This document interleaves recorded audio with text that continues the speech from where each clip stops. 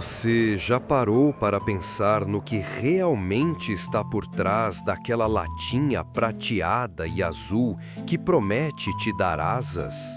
A Red Bull é, sem dúvidas, muito mais do que apenas uma bebida energética. Ela é um império global, um fenômeno cultural, uma marca que transcendeu o simples ato de matar a sede para se transformar em símbolo de velocidade, adrenalina e ousadia. Mas e se eu te dissesse que a história da Red Bull é cheia de segredos obscuros, estratégias questionáveis e polêmicas escondidas cuidadosamente ao longo das últimas décadas? Que por trás da imagem vibrante e jovem existe um veneno cuidadosamente formulado que foi responsável não apenas por transformar a indústria das bebidas, mas também por mudar comportamentos e até causar mortes. E mais, você sabia que a fórmula original nem sequer foi criada por europeus, mas sim na Tailândia, como uma espécie de tônico milagroso para motoristas exaustos? E que, anos depois, seria transformada em um dos maiores sucessos comerciais do planeta por um empresário austríaco que sequer gostava de bebidas energéticas? Prepare-se! Porque hoje, no Fábrica de Fatos, você vai conhecer a verdadeira história da Red Bull.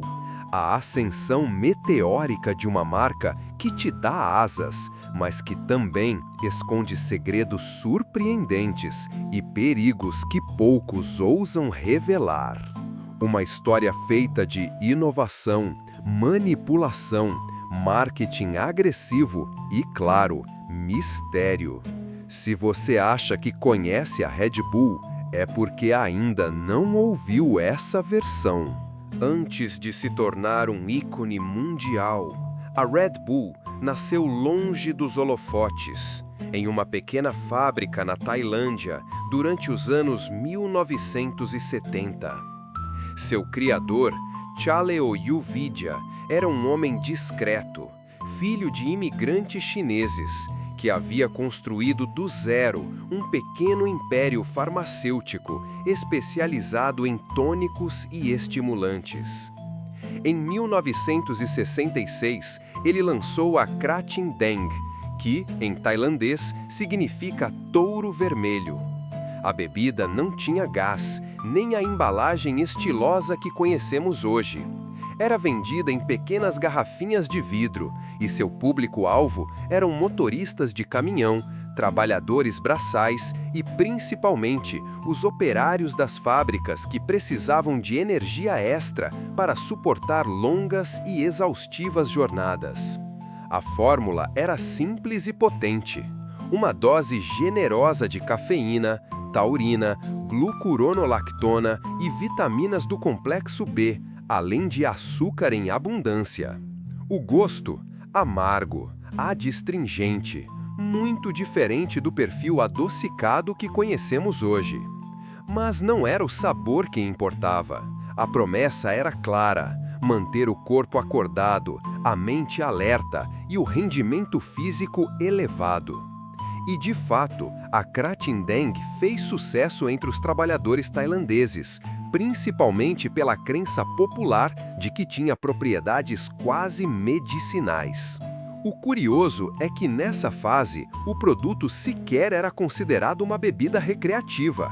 Ele era vendido em farmácias e lojas de conveniência como um suplemento funcional, algo entre o remédio e o energético, uma classificação que, até hoje, confunde especialistas sobre os reais efeitos fisiológicos da bebida.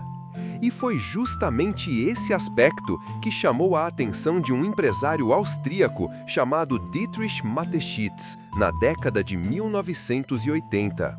Durante uma viagem a trabalho à Tailândia, Mateschitz, que sofria frequentemente de jet lag, experimentou a Kratin Daeng e ficou impressionado com sua eficácia.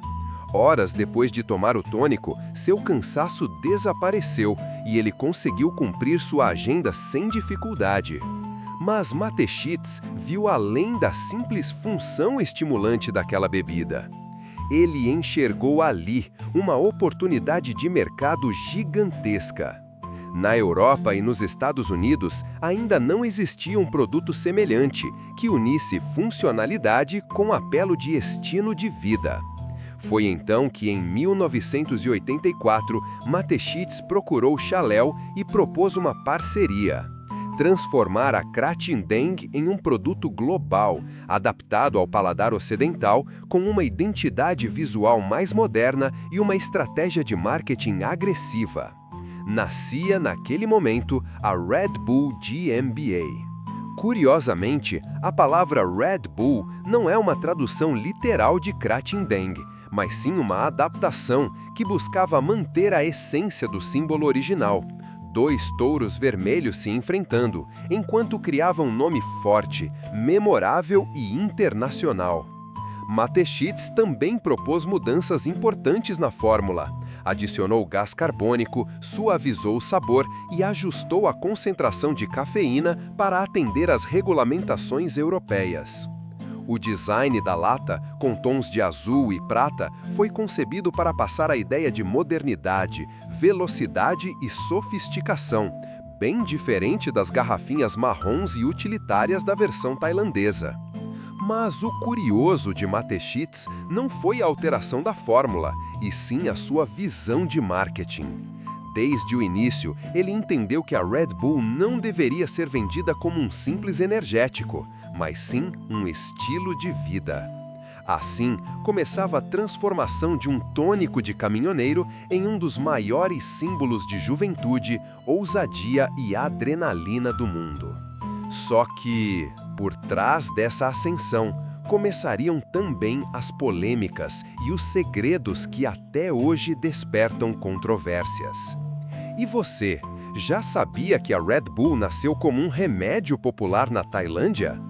Pois no próximo capítulo vamos mergulhar no plano de marketing genial e arriscado que transformou a marca em uma potência global, mas que também plantou as sementes para várias polêmicas futuras. Quando Dietrich Mateschitz decidiu levar a Kratindeng para a Europa, ele sabia que não bastava simplesmente vender uma bebida energética. Era preciso criar uma cultura, um desejo, uma aura em torno daquela lata azul e prata. E foi exatamente isso que ele fez, com uma das estratégias de marketing mais ousadas e eficazes da história do consumo. Ao contrário do que se poderia imaginar, Mateschitz não apostou em comerciais tradicionais de televisão ou em anúncios impressos nas primeiras fases. Ele entendeu que o verdadeiro poder da Red Bull estaria na sua capacidade de se infiltrar silenciosamente nos círculos mais jovens e rebeldes da sociedade, transformando-se em sinônimo de ousadia, liberdade e risco. O primeiro passo foi lançar a marca na Áustria, em 1987, com uma campanha que muitos especialistas consideraram suicida. Colocar o produto à venda com um preço altíssimo, mais caro que refrigerantes e cervejas, e sem nenhuma prova prévia de que os europeus estariam dispostos a pagar tanto por uma bebida até então desconhecida. Mas Mateschitz estava confiante. Ele sabia que preço alto gera percepção de valor e queria que a Red Bull fosse vista como algo exclusivo, desejável e fora do comum. Para reforçar essa ideia, ele lançou campanhas em ambientes universitários, clubes noturnos e eventos esportivos underground, patrocinando atletas pouco conhecidos, mas extremamente radicais, como praticantes de BMX, paraquedismo, motocross e esportes de inverno. Em vez de vender um energético, a Red Bull começou a vender adrenalina. Enquanto as grandes marcas apostavam na segurança e no conforto, a Red Bull associava seu nome ao perigo, ao risco calculado e à superação dos limites humanos. Essa estratégia logo se espalhou. A marca investia pesadamente em eventos próprios, como o Red Bull Flugtag, uma competição em que pessoas criam máquinas voadoras improvisadas e se jogam de plataforma sobre a água. Ou o Red Bull Rampage, uma prova insana de mountain bike em terrenos quase intransponíveis. Cada evento, cada atleta patrocinado, cada ação publicitária reforçava a ideia de que quem bebia Red Bull fazia parte de um grupo seleto, os que não tinham medo, os que ousavam, os que iam além. E aqui está uma curiosidade que poucos sabem. O famoso slogan Red Bull te dá asas surgiu apenas alguns anos depois, já nos anos 90, inspirado não só pela sensação energética da bebida, mas principalmente pela associação que a marca fez com esportes aéreos e desafios de tirar o fôlego. Mas havia um detalhe ainda mais importante nessa construção de imagem. O marketing da Red Bull era planejado para parecer espontâneo. Em várias cidades da Europa, equipes disfarçadas distribuíam latas grátis em universidades, academias e baladas, criando a impressão de que o produto era uma descoberta exclusiva, passada de mão em mão entre os descolados. Essa estratégia de guerrilha se espalhou rapidamente e transformou a Red Bull em um fenômeno entre jovens adultos, especialmente os ligados ao mundo das festas e da vida noturna. Em menos de uma década, a marca saiu do anonimato completo para se tornar líder mundial no segmento de bebidas energéticas, um segmento que, até então, nem existia. Mas esse crescimento vertiginoso não veio sem controvérsias. Com o aumento do consumo, começaram a surgir as primeiras críticas e preocupações médicas sobre os efeitos do excesso de cafeína e taurina, especialmente em jovens. Relatos de colapsos cardíacos, episódios de arritmia e até mortes começaram a ser associados muitas vezes, de forma sensacionalista, ao consumo exagerado da bebida. E foi aí que a Red Bull enfrentou o seu primeiro grande dilema: como manter sua imagem de ousadia e liberdade sem ser responsabilizada pelos potenciais riscos que sua bebida oferecia. Enquanto os especialistas debatiam, a marca continuava investindo pesado no seu império esportivo, patrocinando cada vez mais atletas, times e eventos extremos, e se consolidando como uma das empresas mais visionárias e mais polêmicas do século XXI. E essa é só uma parte do iceberg.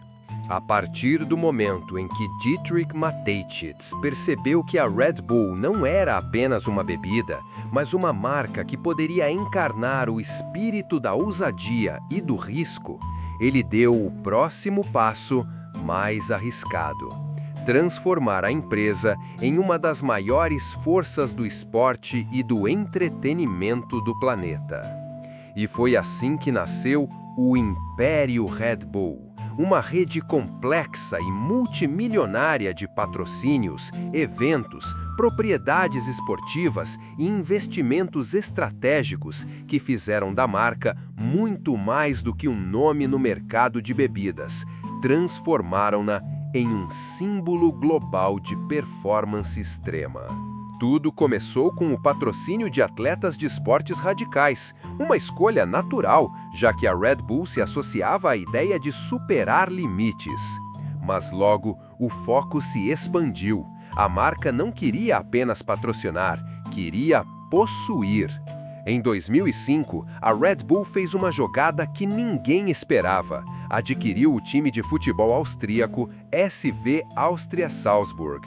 Mas, diferente de outros investidores tradicionais que respeitavam a história e o nome dos clubes, a Red Bull apagou completamente a identidade do time, mudando o nome para Red Bull Salzburg, alterando as cores, o escudo e até as tradições. Essa ação gerou protestos violentos por parte de torcedores e amantes do futebol tradicional, que acusaram a empresa de matar a alma do clube em nome do marketing corporativo. Mas Mateschitz foi implacável. A visão da Red Bull era clara e não fazia concessões. Tudo precisava girar em torno da marca, do símbolo da identidade visual. E essa foi só a primeira de muitas aquisições. Logo depois, a Red Bull comprou o time de futebol americano Metro Stars, em Nova York, rebatizando-o de New York Red Bulls e, novamente, transformando todo o seu visual e operação.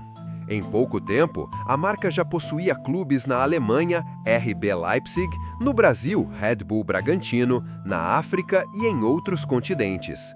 O time alemão RB Leipzig talvez seja o caso mais polêmico. Fundado praticamente do zero em 2009, o clube foi alçado às divisões superiores com velocidade impressionante, graças aos pesados investimentos financeiros da empresa.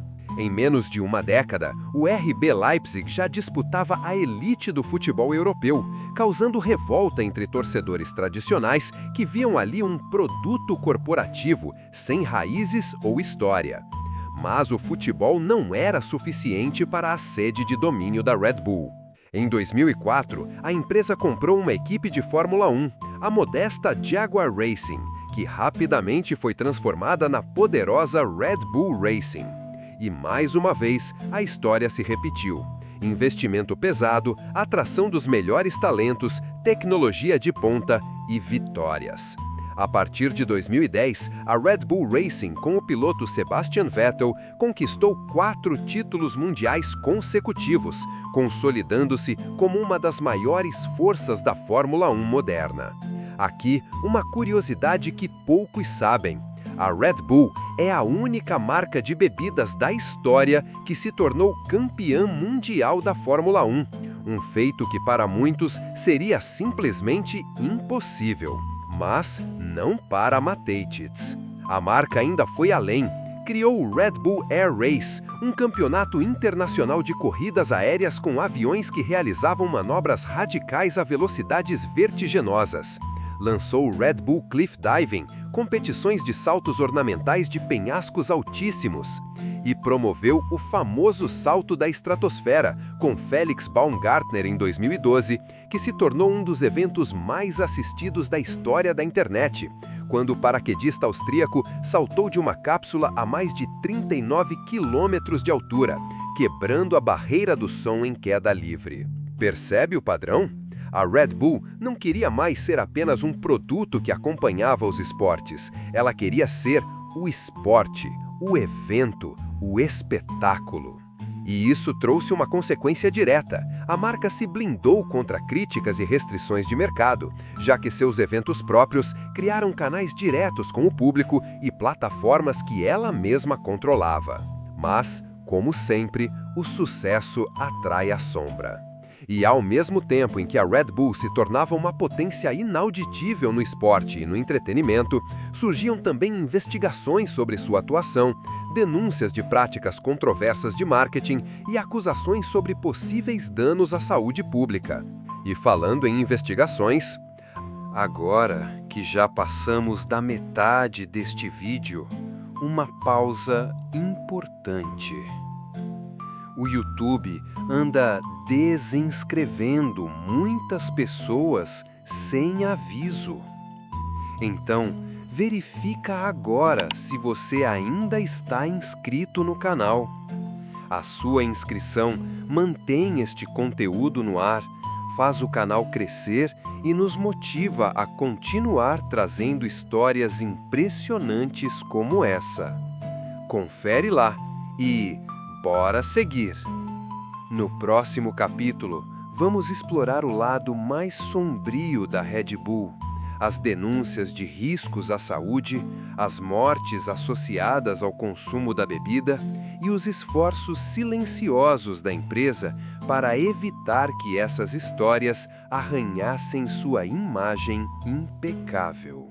Por trás do brilho metálico das latas e da espetacularidade dos eventos patrocinados pela Red Bull, existe um lado sombrio que raramente aparece nos comerciais ou nas campanhas publicitárias. E é justamente aqui que a história ganha tons mais densos e misteriosos. Desde os anos 2000, começaram a pipocar relatos alarmantes sobre os riscos associados ao consumo excessivo de bebidas energéticas. E, inevitavelmente, a Red Bull estava no centro dessas acusações. Estudos médicos começaram a associar o consumo exagerado de energéticos a episódios de taquicardia, hipertensão, arritmias e até mortes súbitas. Um dos casos mais emblemáticos aconteceu em 2001, na Suécia, quando 2 jovens faleceram após consumir grandes quantidades de Red Bull misturadas com álcool durante uma balada.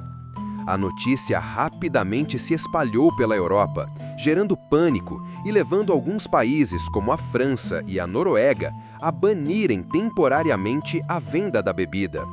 Mas a Red Bull não ficou parada.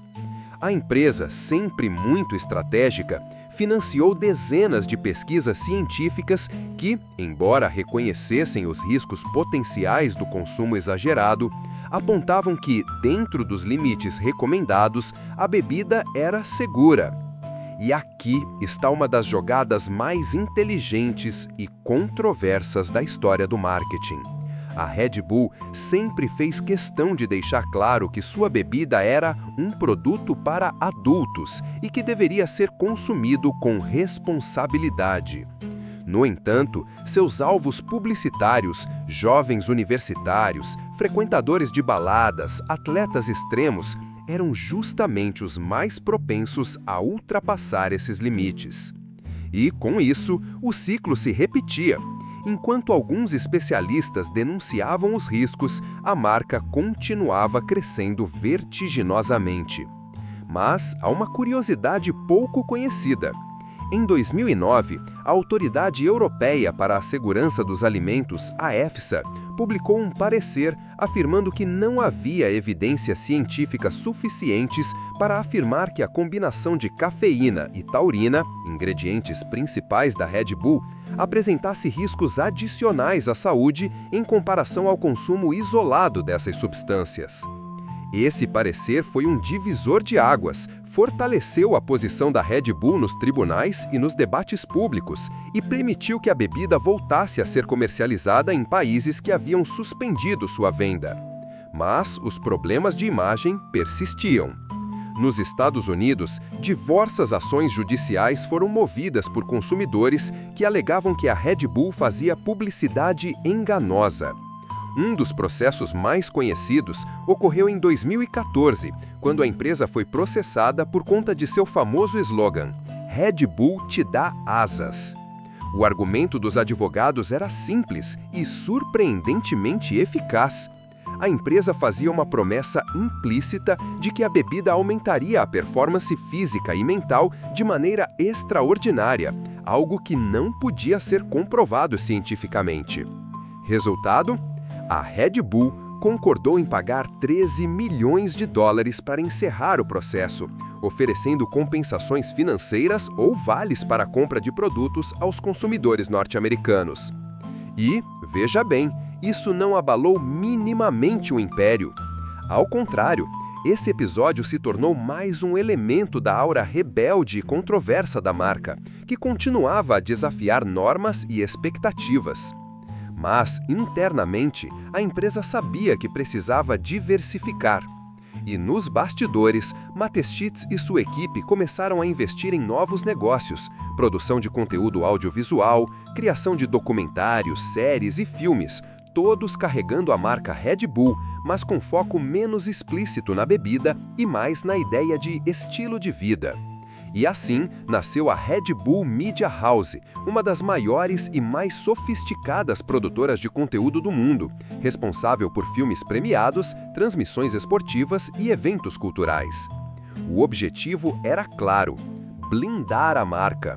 Se um dia a bebida deixasse de ser tão popular, o império Red Bull continuaria vivo, pulsante, vibrante, vendendo não mais apenas um produto, mas um conceito, uma ideia, uma filosofia. E aqui está outro detalhe que poucos conhecem. Em várias campanhas recentes, a Red Bull quase não foca mais no produto em si. Os vídeos, comerciais e eventos são sobre aventura, superação e experiências extremas, e a lata azul e prata aparece muitas vezes como mero coadjuvante. Mas mesmo com toda essa estratégia de contenção e transformação, o lado sombrio da Red Bull nunca deixou de assombrar. Mortes, colapsos em festas, críticas sobre o impacto da cafeína em jovens e até investigações sobre práticas agressivas de marketing continuam, até hoje, a rondar a marca. No próximo capítulo, vamos conhecer o legado final de Dietrich Mateschitz, os mistérios sobre sua fortuna bilionária e as especulações sobre o futuro da Red Bull após sua morte. Uma parte da história que muitos ignoram, mas que carrega segredos surpreendentes. Quando Dietrich Mateschitz faleceu em outubro de 2022, aos 78 anos, o mundo não perdeu apenas o criador de uma das marcas mais poderosas do planeta. Perdeu também uma das figuras mais enigmáticas e reservadas do universo empresarial. Ao longo de sua vida, Mateschitz raramente dava entrevistas. Evitava os holofotes. Fugia de aparições públicas. O próprio site oficial da Red Bull exibia pouquíssimas fotos suas. Enquanto sua marca se tornava sinônimo de ousadia e espetáculo, ele preferia a solidão de seu castelo nos Alpes austríacos, cercado de obras de arte, carros clássicos e aviões antigos. Mas o que muitos não sabem, e aqui está um dos maiores mistérios dessa história, é que Dietrich Mateschitz não deixou um sucessor claro para o trono do Império Red Bull. Na ocasião de sua morte, sua fortuna foi estimada em mais de 25 bilhões de dólares, colocando-o entre os homens mais ricos do mundo. E a maior parte desse patrimônio estava vinculada diretamente à Red Bull GmbH, da qual ele detinha 49% das ações. O restante pertencia à família do cofundador tailandês, Chaleu Yovidia. O filho de Mateschitz, Mark Mateschitz, um jovem discreto que até então evitava qualquer envolvimento direto com os negócios do pai, foi oficialmente anunciado como herdeiro da participação acionária. Mas, para muitos especialistas, o simples repasse das ações não era suficiente para garantir a continuidade de um império tão singular, que dependia não apenas de capital, mas de visão estratégica, criatividade e espírito empreendedor. E é aqui que surgem as especulações mais intrigantes. Será que o jovem Mark está preparado para assumir essa responsabilidade colossal? Ou será que a Red Bull, sem o gênio criativo de Dietrich, está destinada a uma lenta transformação ou até mesmo a uma decadência silenciosa? Poucos sabem, mas antes mesmo da morte de Mateschitz, executivos da empresa já vinham preparando um plano de sucessão, estruturando a companhia para que ela pudesse operar sem depender de uma única figura carismática no topo. Por outro lado, insiders revelaram que nos bastidores existiam tensões entre a família Yovidia na Tailândia e os executivos europeus da Red Bull, principalmente sobre a direção futura da marca. Alguns defendem que a empresa deveria expandir ainda mais, investindo agressivamente em novos mercados e verticais, como tecnologia e bem-estar. Outros, mais conservadores, acreditam que a Red Bull deveria preservar sua essência ligada aos esportes de ação e evitar diluir a força da marca.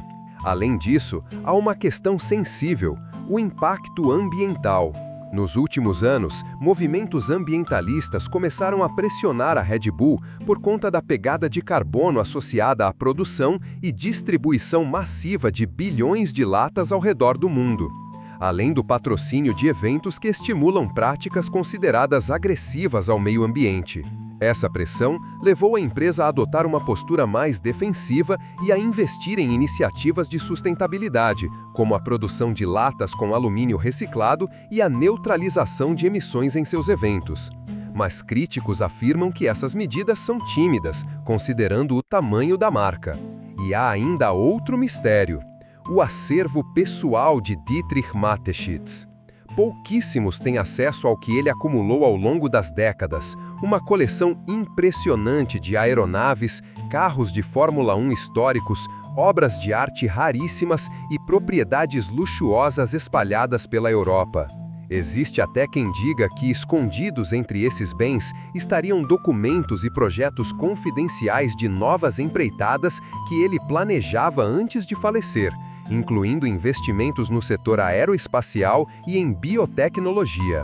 E talvez o aspecto mais simbólico do legado de Mateschitz seja o fato de ele ter conseguido algo que poucos empresários conseguem: transformar uma marca em mito. A Red Bull não é mais apenas uma bebida energética. É uma filosofia de vida, um estilo, uma narrativa. E isso, paradoxalmente, a torna ao mesmo tempo forte e vulnerável. Forte porque seu alcance cultural é imenso. Vulnerável porque está intimamente ligada a um modelo de negócios que pode ser desafiado por novas gerações com valores e prioridades diferentes. No fim das contas, a pergunta que paira no ar é: para onde vai a Red Bull agora? Será que continuará dominando os esportes, a cultura jovem e a indústria de bebidas com a mesma força que sempre teve? Ou será que, com a ausência do seu criador, o império começará a mostrar sinais de enfraquecimento? E talvez o maior mistério de todos seja esse: a Red Bull criou um mundo onde as asas são o símbolo da liberdade, da superação e do risco. Mas quem agora estará no comando desse voo? E assim chegamos ao final desta trajetória impressionante. É um dossiê secreto. A Red Bull não é apenas uma bebida. É um império. É um símbolo de rebeldia, adrenalina e superação. Mas, ao mesmo tempo, é também um caso emblemático de como uma marca pode se transformar, expandir e até se reinventar, enquanto carrega nas costas acusações de riscos à saúde, polêmicas judiciais e uma herança corporativa envolta em incertezas. Dietrich Mateschitz foi um visionário, mas também um enigma. Conseguiu transformar um energético criado na Tailândia em um fenômeno global, ultrapassando fronteiras, derrubando preconceitos e criando uma das marcas mais icônicas da história recente. Mas sua partida deixa muitas perguntas sem respostas. Quem guiará a Red Bull nas próximas décadas?